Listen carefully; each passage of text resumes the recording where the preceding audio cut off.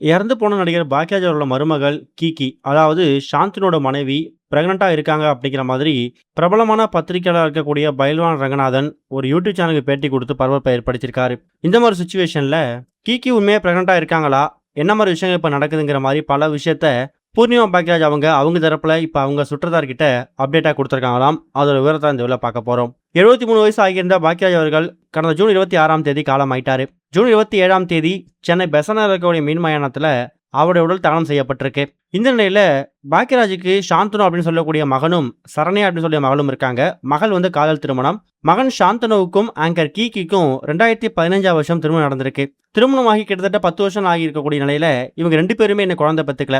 ஏதாவது ஒரு பொது நிகழ்ச்சிகளையோ பொது மேடையிலையோ இல்ல ஏதாவது விழாக்கள்லையோ இவங்களோட குழந்தைய பத்தி ஏதாவது கேள்வி கேட்டா கண்டிப்பா டென்ஷன் ஆயிடுவாங்க. எந்த நேரத்தில் என்ன விஷயம் நடக்கணுமோ அது அப்பப்போ நடக்கும்.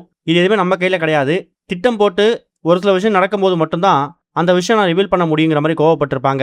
அப்படிதான் குழந்தைய பத்தி எந்த கேள்வி கேட்டாலும் அவங்க கொடுக்கக்கூடிய பதில் இப்படிதான் இருந்துச்சு. இன்னொரு பக்கம் பாக்யராஜ் அவர்கள் இறந்து போற வரைக்குமே தன்னோட பேர குழந்தைய, அதாவது சாந்தனோட குழந்தைய அவர் பார்க்கவே இல்லைங்கிறது ஒரு பக்கம் அவருக்கு வருத்தமா இருந்தாலும், இன்னொரு பக்கம் அவங்க வாழ்க்கையில பல பிளான் போட்டிருக்காங்க. ஒரு உயரத்தை அடைஞ்சதுக்கு பிறகுதான் ஃபேமிலியில அடுத்த விஷயங்கள் எடுக்கணும் முடிவுக்கும் வந்திருக்கிறதாவும், அதனால தான் அவங்க குழந்தைய பத்துக்கிறத தள்ளி போட்டிருக்காங்க அப்படிங்கிற மாதிரியும் இன்னொரு நியூஸ் சர்க்குலேட் ஆயிடுச்சு. இந்த மாதிரி சுச்சுவேஷன்ல எப்பவுமே சர்ச்சைகளுக்கு பேர் போன நடிகர்களை பத்தி பேட்டி கொடுத்து சர்ச்சையை கிளப்பக்கூடிய பைல்வான் ரங்கநாதன் இப்ப ரீசெண்டா பாக்யராஜ் ஃபேமிலியை பத்தி ஒரு விஷயம் சொல்லி சர்ச்சையை ஏற்படுத்தியிருக்காரு. அதாவது பாக்யராஜோட மருமகள் கீகி, சாந்தனோட மனைவி இப்ப பிரெக்னெண்டா இருக்காங்க. அதாவது பாக்யராஜ் உயிரோட இருக்கும் போதே அவங்க வந்து கன்சீவ் ஆயிட்டாங்க. இப்ப இறந்து போனதுக்கு பிறகுதான் அவங்க கன்சீவ் இருக்க விஷயம் தெரிய வந்திருக்கு அப்படிங்கிற மாதிரி சொல்லி ஒரு அதிர்ச்சியை ஏற்படுத்தியிருக்காரு. இதுல எந்த அளவுக்கு உண்மைத்தன்மை இருக்கு அப்படின்னு தெரியல. ஏற்கனவே குழந்தைய பத்தி இன்னும் ஏன் நீங்க குழந்தை பத்துக்கல அப்படின்னு கேட்டா சாந்தனு அப்புறம் கீகி 2 பேருமே பயங்கரமா கோவம் தான் படுவாங்க.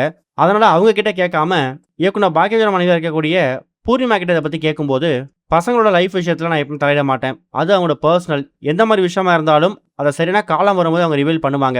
அதை விட்டுட்டு அதிக பிரசங்கித்தனமா அவங்க கிட்ட போயிட்டு இந்த மாதிரி விஷயங்கள் நானும் என் கணவனும் பேசணும் கிடையாது. இப்ப கணவர் இறந்து போனதுக்கு பிறகும் அதை பத்தி பேசுறது எனக்கு விருப்பம் இல்லை. அது அவங்க லைஃப், அவங்க முடிவு பண்ணிப்பாங்க. என்ன பாத்துக்கிறதுக்கு என் கணவர் இருந்தாரு. இப்ப என் கணவர் போனதுக்கு பிறகு என்னோட மகனும் மருமகளும் இருக்காங்க. அவங்க தான் நான் உலகம் வாழ போறேன். அப்படி ஒருவேளை எங்க வீட்டுல ஏதாவது ஒரு குட் நியூஸ் நடக்க போகுது அப்படின்னா அந்த குட் நியூஸை பத்தி சரியான தக்க சமயத்துல அவங்க 2 பேருமே ஹஸ்பண்ட் ஒய்ஃபை ரிலீஸ் பண்ணுவாங்க, ரிவீல் பண்ணுவாங்க. அது வரைக்கும் மற்றவங்க சொல்றதோ இல்ல அன்அஃபிஷியல் அவரோட நியூஸை நம்ப வேணாம். இது நாங்க வந்து உங்கள்கிட்ட கோவமா சொல்ல ஒரு ரெக்வஸ்டா முன் வச்சுக்கிறேன் அப்படிங்கிற மாதிரி பூர்ணிமா பாக்யராஜ் அவங்க தரப்புல சில விஷயங்களை விளக்கமா கொடுத்துருக்காங்க.